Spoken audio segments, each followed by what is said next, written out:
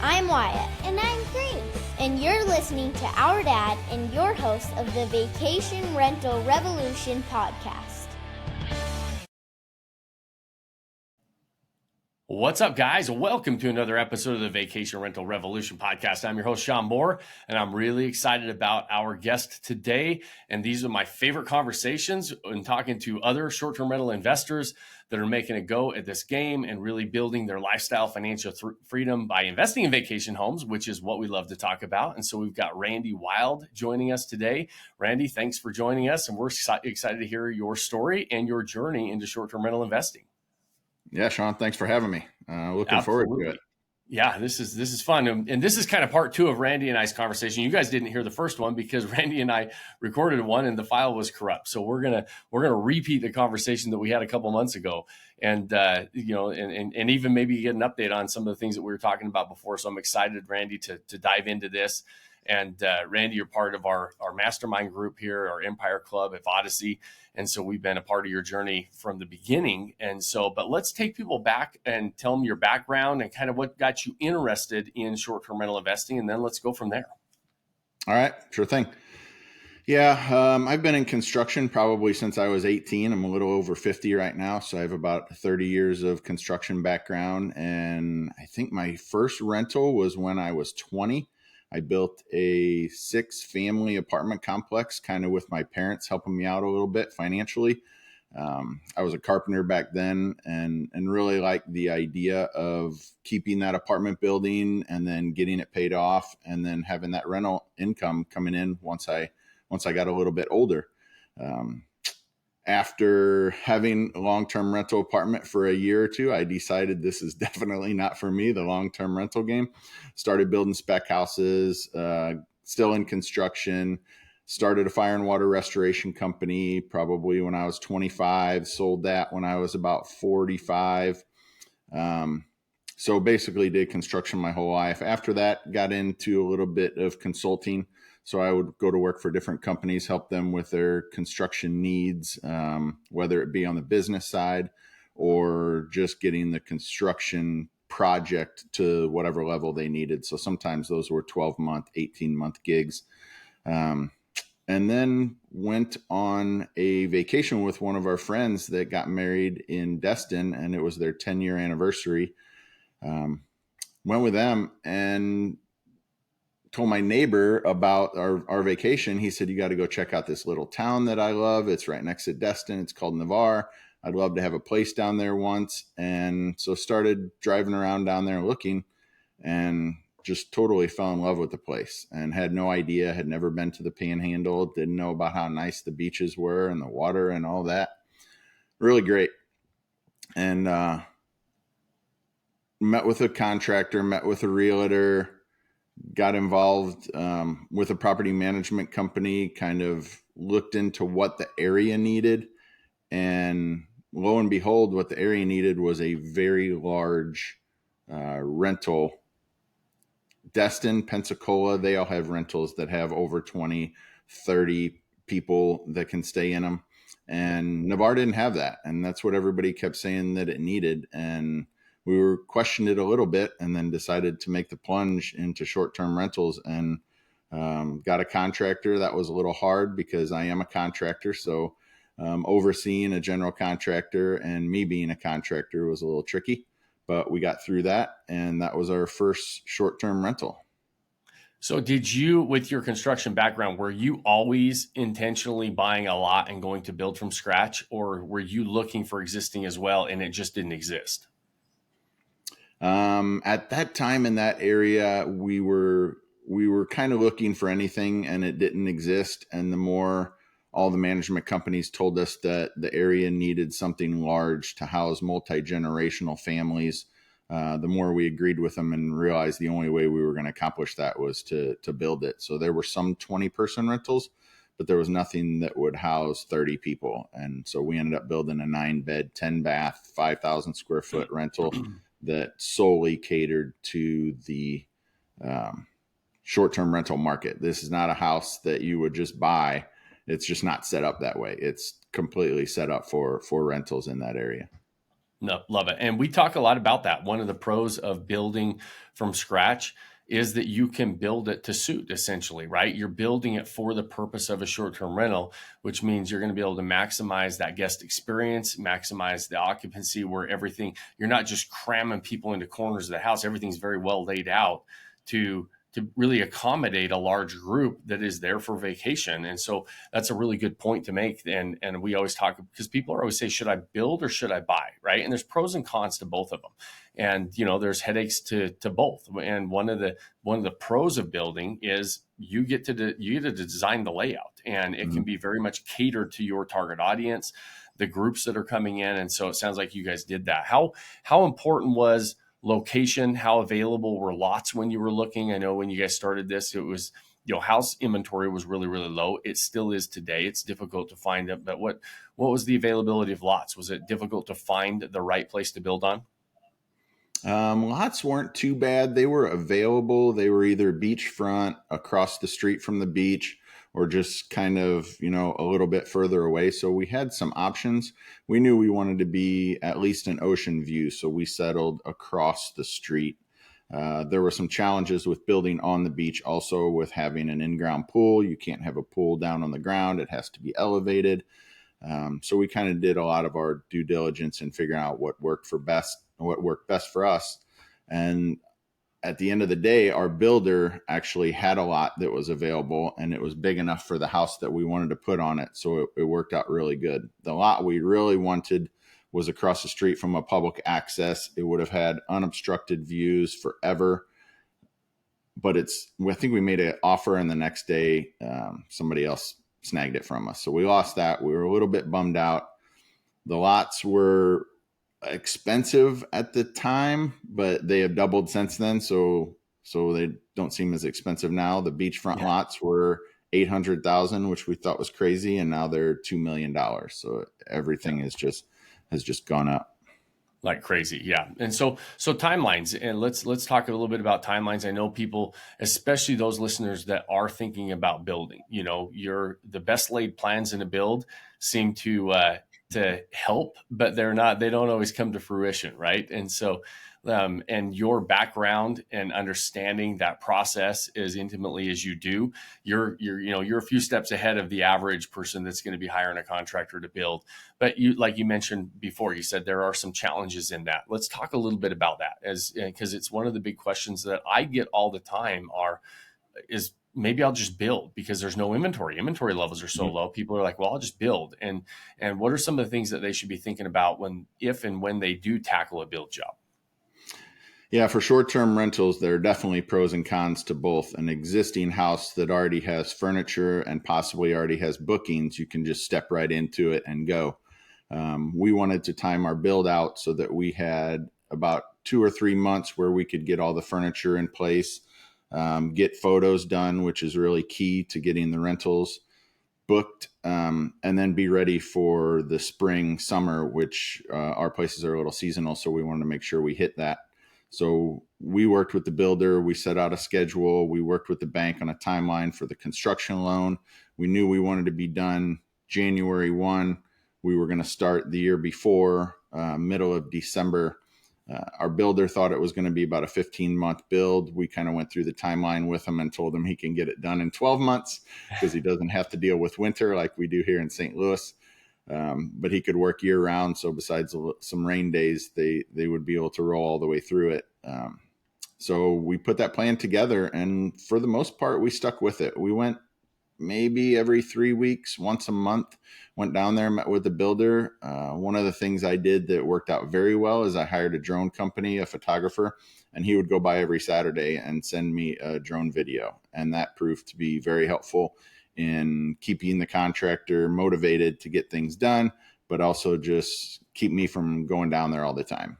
Yeah, that's interesting. So how did that work? Did you just said, hey, listen, I need this, 10-minute fly around and show me what's going on, and you just contracted them throughout the build job, or what? Because that's a great way to do this. Like a lot of these properties, as a short-term rental investor, if we're going to build, they're typically not in our backyard that you're going to be able to drive by the property, right? They're typically travel time and days involved. And so that's a very efficient way to keep your eye on your property in the build job.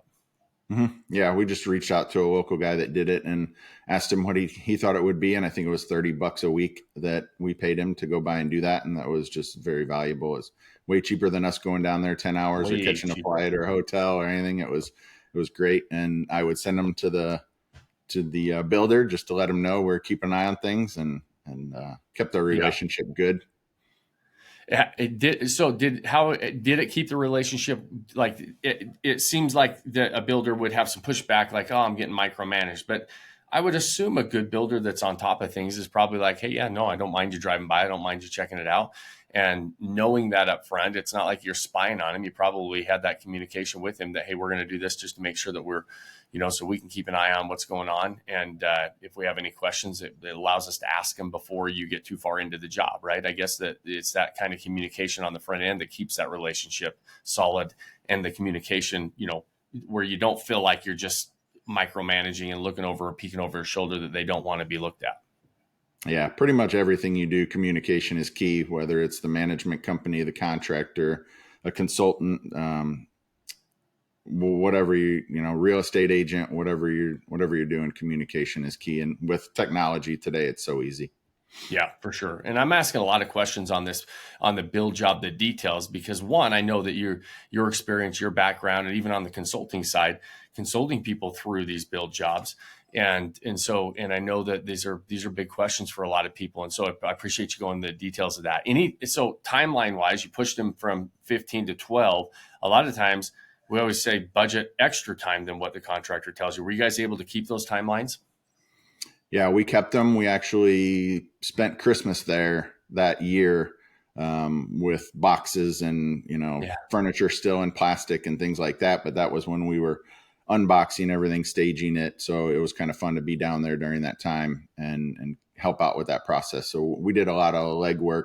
My business partner is also a contractor, so both of us kind of kept an eye on this project. And then his wife was real instrumental in getting all of the furniture in place, things to hang on the wall. She did an amazing job of pulling it all together. That's awesome. And I think that, and we kind of, you mentioned it, but I want to go back and highlight it, is the timing, right? The launch timing of when you were going to be able to start that setup phase.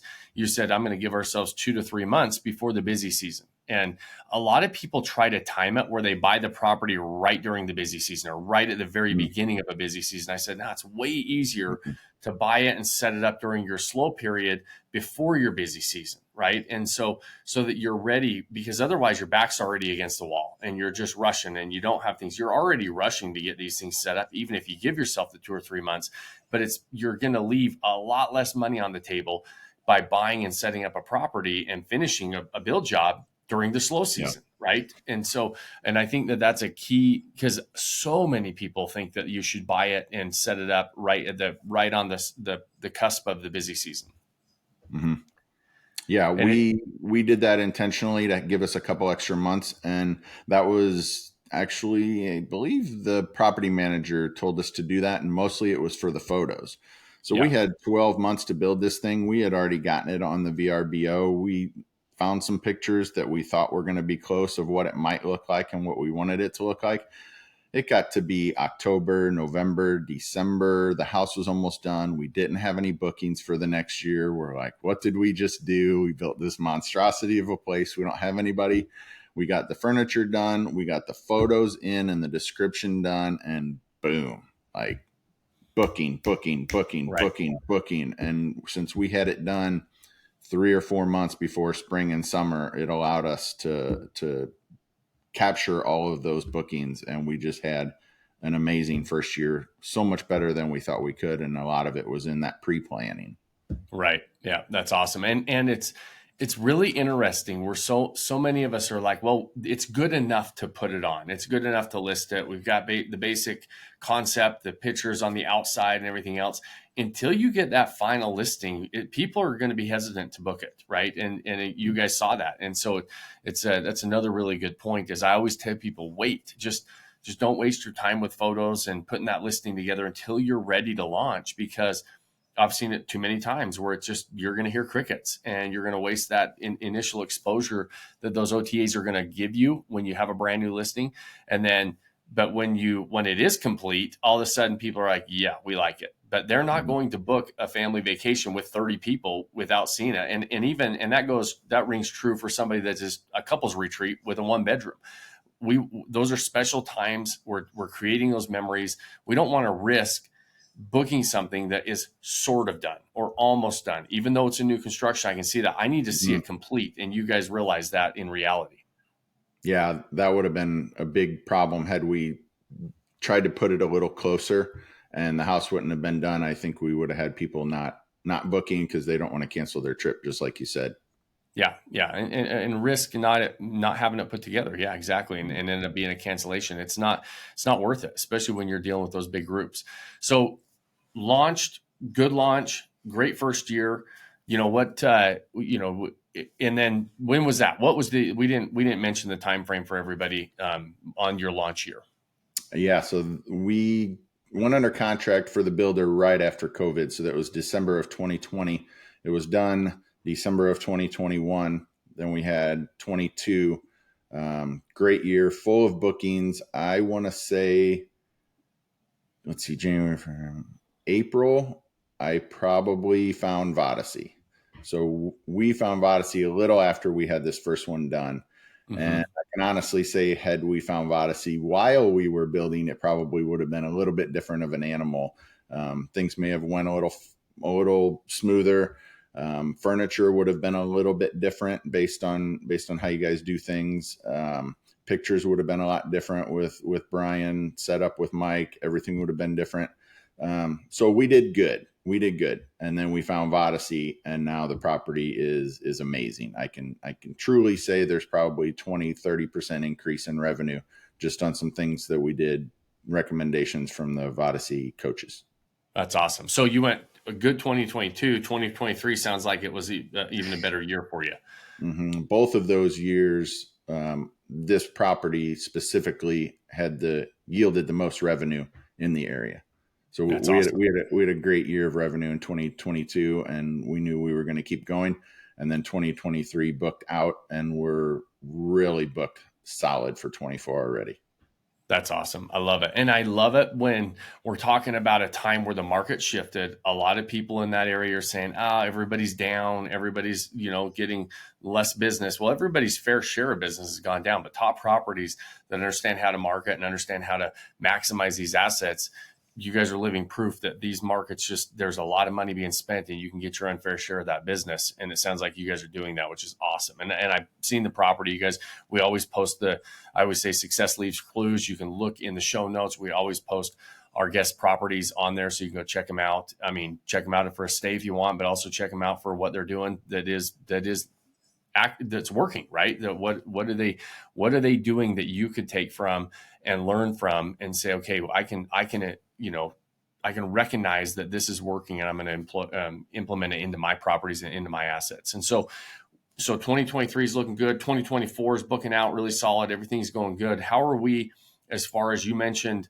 that the lot prices went up? I'm assuming one of the pros of building is that you typically, by the time you're done, you've got some built-in equity, right? And these properties are typically going up in value, and you're able to capture some of that equity by building, sometimes more than you can when you buy an existing. And that's another one of the pros of building. So tell us a little bit about some of the rough numbers.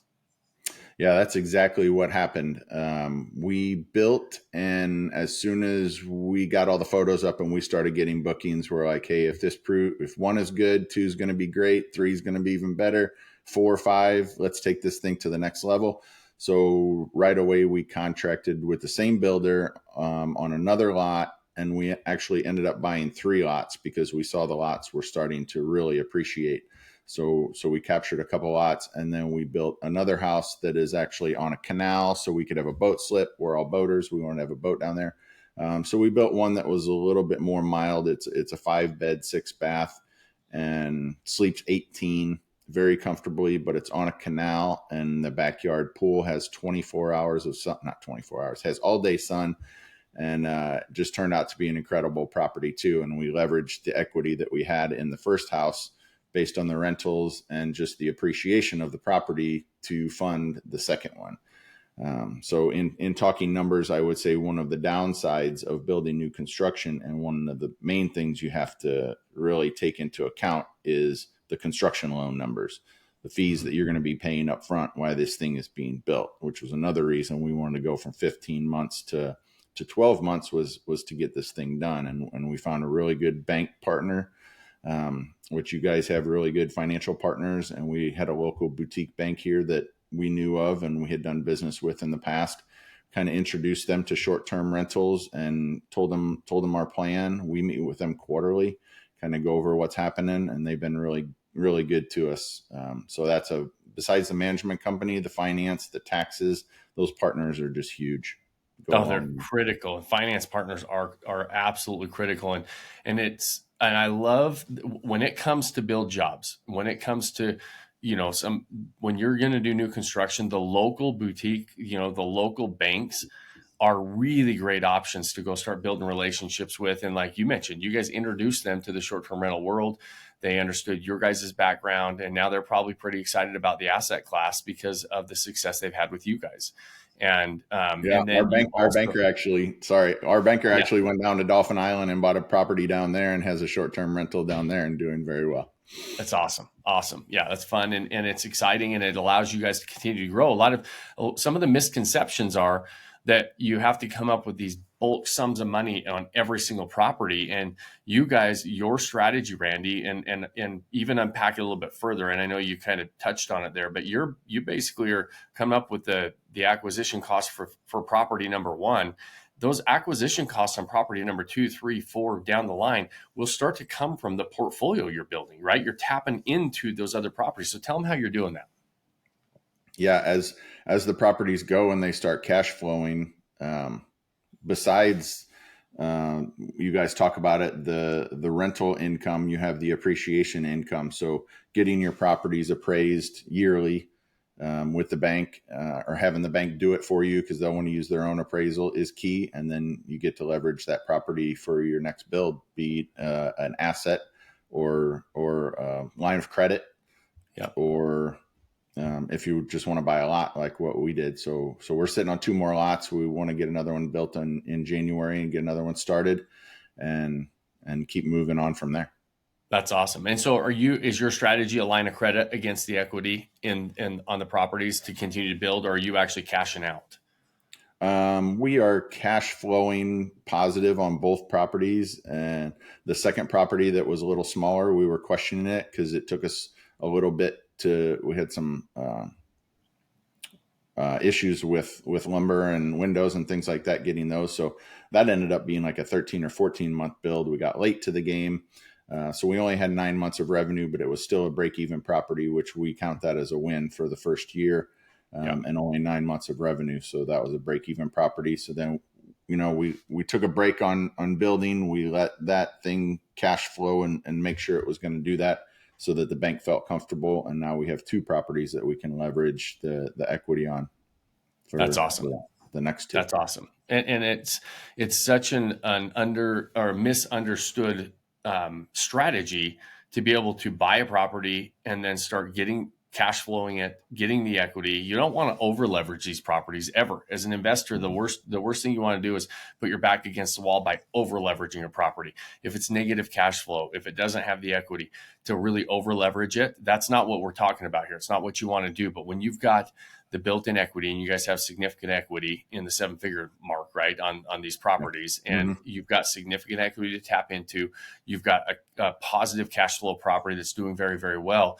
Using that portfolio to continue to build and maximize is the name of the game. It's how we're able to, because I get the question all the time. It's like, well, I got property number 1, but now I don't have, what do I have to do? I have to save up another couple $100,000 for another down payment and everything else. I'm like, no, you don't. You need to maximize property number 1 and start tapping into that. And you can really accelerate your portfolio build to be able to, continue to build this out. And like you said, property number 3, 4, 5, all of a sudden comes pretty quickly once you've got those initial assets that are starting to get maximized and build that equity. Yeah. We took one of our properties and we actually put it up for sale. The equity was so good in it that we thought the time was right. So we're going to see what happens there. Yeah.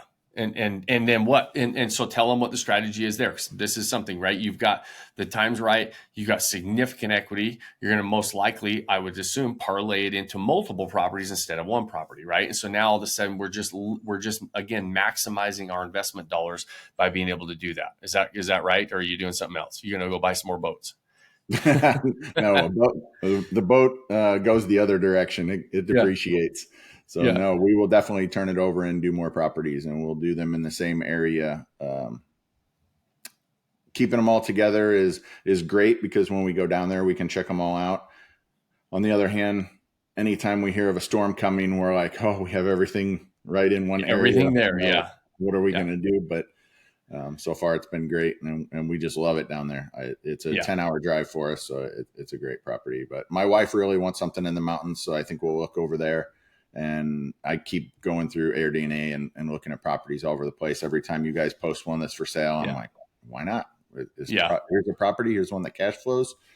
Let's look at it. Let's do it. Let's keep going. Let's keep playing the game, right? It's really fun, and I appreciate you sharing kind of the strategy there. One of our members who you know well, Jeff Weaver and Jessica, and they've been a very instrumental part of our Vodacy family, very very beginning stages of when I started building Vodacy, and they bought a property not too far from you in Destin, and ended up selling it. It was cash flowing awesome. They were making well over 6 figures a year, cash flow positive in their pocket net. And they ended up selling the property, and people are like, why would you ever sell that? Right. You're 100% of your money's back. You're getting this crazy return on your investment. But they were able to cash out over 7 figures and put it into 3 more properties. And now their cash flow positive goes from about $150,000, $200,000 a year on positive cash flow to over $300,000 a year because you're able to parlay it, right? And so it's strategy wise, and that's what's so fun about this game is there's a lot of different options. Like keeping or selling the asset that you're talking about, both are good options, right? Mm-hmm. Both are solid, solid options and decisions, and it's fun to have options. And that's what I always say. It doesn't mean we're always going to quit our jobs. It doesn't mean you're going to always be selling properties. It's good to have options that are all good decisions. Yeah, and the options you're never forced into I have to do this, which is great because it's cash flowing. So if we figured if we put it up for sale and the number's right, then we'll sell it and we'll definitely turn it over and we can make more cash on that cash, or we can keep making the income. So like you said, either way, it's a win over here, it's a win over there. We can't lose except for the hurricane, and even that we have great insurance, so I think we'll be all right. That's where insurance comes in, right? Making sure, and there's a lot that goes into operating a top property, right? I mean, the stories of people that are struggling with the market shift, and those days of just having a property in a market and making a ton of money, those days are behind us. You do have to check a number of boxes, right? Like you said, you're able to take some things that you're learning and implement them, and you get this lift in the property. You continue to stay at the top of the market. You continue to get your unfair share of business. So I don't want to make it sound like, oh, just go buy a property, put it up, and everything's rosy, everything's great, right? Those days they happened in COVID, right? That was having a short-term rental was like having toilet paper during COVID. I say that all the time. Everybody made money, but those days are behind us. But when you do dial in the game and you understand the game, like you guys are doing at a high level, it can be a really fun game to play because you're playing to win. I always say, if you're going to play the game to win, right? And that's exactly what you guys are doing. And I love hearing those stories. And then, like you said, you've got options. You don't have to make decisions. You can play this game and at the top of a level and have all these different things that you can do with it, continuing to grow lifestyle, financial freedom, which is what we're all about. So I really appreciate you sharing your story with us, Randy. Going back and like people listening, some people that are just getting into this, some people that have been in it for a while that are listening and trying to maximize, what are some of the things that you would, pieces of advice that we haven't touched on that you want to make sure people are aware of? Man, I think we touched on a lot of stuff. Trying to get to that, top 10% of the market. When we built the first house, it was so big, it kind of sold itself. we did an average job at first, an above average job, I would say. And we did very well. Then we met Vodacy. We took it to the next level. But then our second house was a 5-bed, 6-bath, and we were mixed in with all the other 5-bed, 6-baths. Yeah. So we had to do things that stepped up our game. And again, we talked to our management company. We talked to people down there, what does it need? What do you want?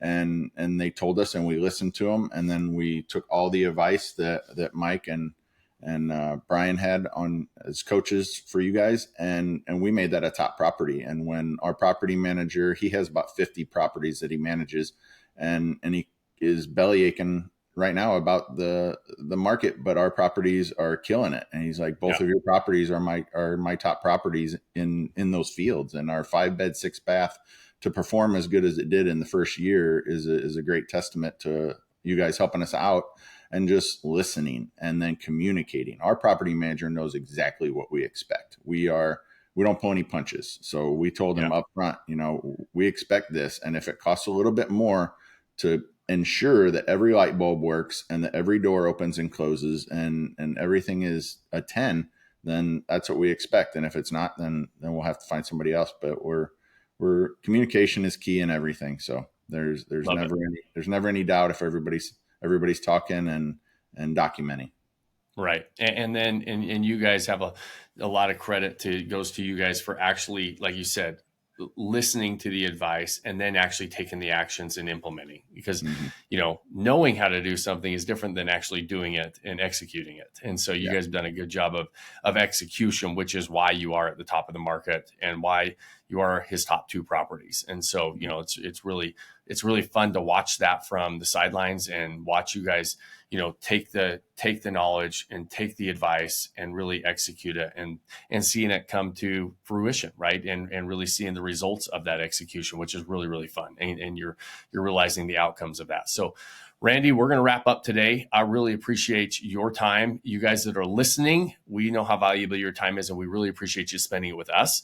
And so, and these are really fun conversations. Like I say, success leaves clues. Hopefully there's nuggets in there that you can implement and take and really run with for your own properties as you start to build, as you start to grow, as you start to maximize.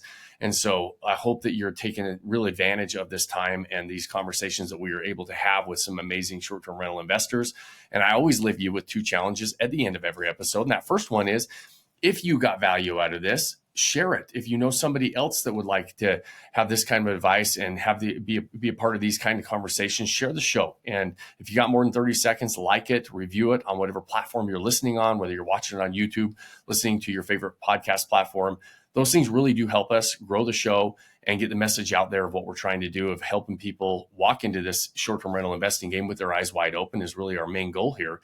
And then that final challenge that I always leave you guys with, because it's the most important thing, is for you guys to go pick that one thing you can do today to start building that life you don't want to take a vacation from. Cheers, my friends. Thanks for joining us on this episode of the Vacation Rental Revolution podcast. Share this with other people you think need to hear about it. And don't forget to subscribe and leave us a review. Hey Grace, is there a website? Yes! For more amazing content and expert advice, visit Vodacy.com. Thanks for listening, and we'll see you on the next episode.